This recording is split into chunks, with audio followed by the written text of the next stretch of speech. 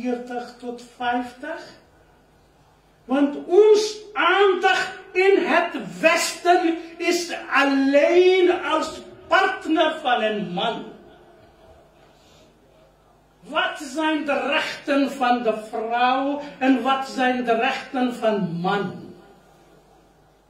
Hoe gaat het met de dochters en hoe gaat het later met de moeders?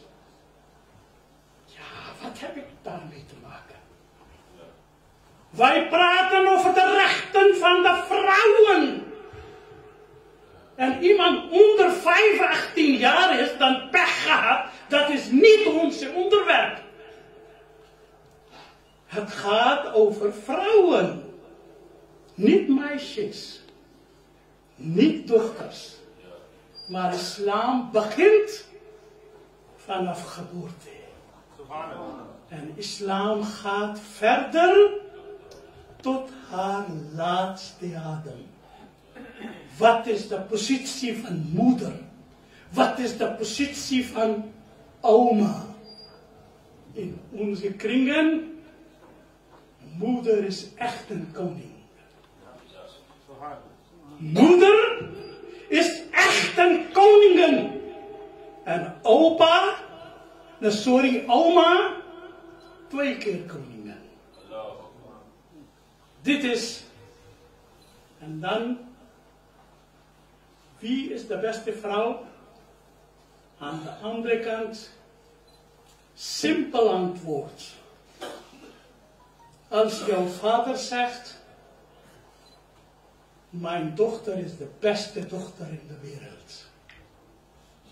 Ik heb een heleboel dochters gezien, mijn broers hebben dochters, mijn kennissen hebben dochters. Zij is de beste, dan ben jij de beste.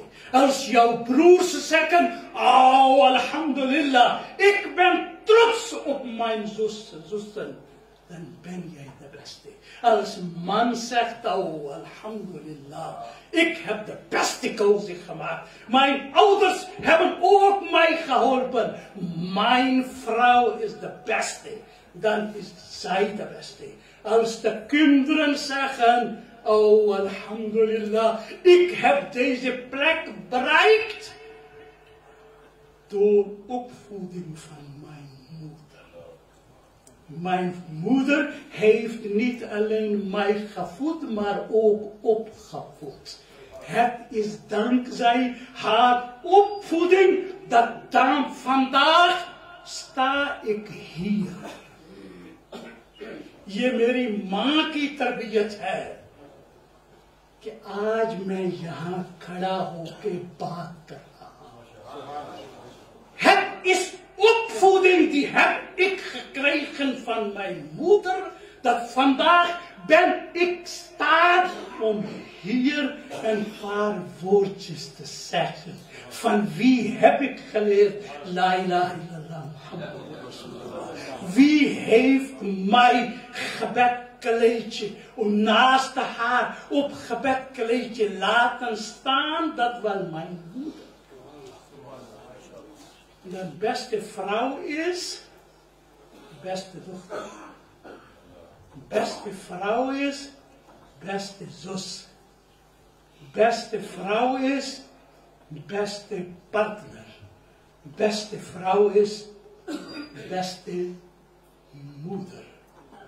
Mogen Allah subhanahu wa ta'ala ons tawfiq geven dat wij gaan ook naar ons kijken. Wat soort kind ben ik voor mijn ouders? Wat soort broer ben ik voor mijn broers? Wat soort partner ben ik voor mijn partner? Wat soort ouder ben ik voor mijn kinderen? En als ik wil beste worden, ja, makkelijker gezegd.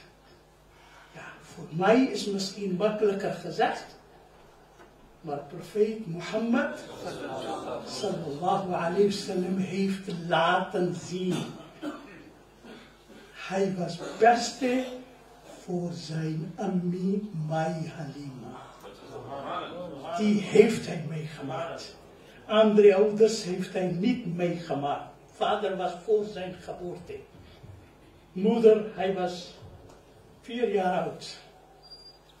Maar voor Halima, zoogmoeder, trots. Shima, zoogzuster, trots. Iedereen was trots, oh alhamdulillah. Beste oom, beste neef, beste vader, beste partner. En dan heb je daar praktisch voorbeelden.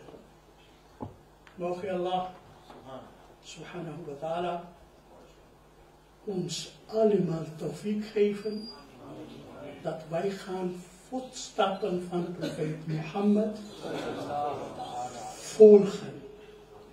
En dan worden wij ook voor onze buurt, ook voor mensen die anders denken zijn, die geloof hebben.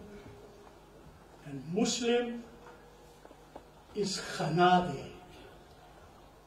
voor iedereen. وآخر دعوانا أن الحمد لله رب العالمين. جزاك الله.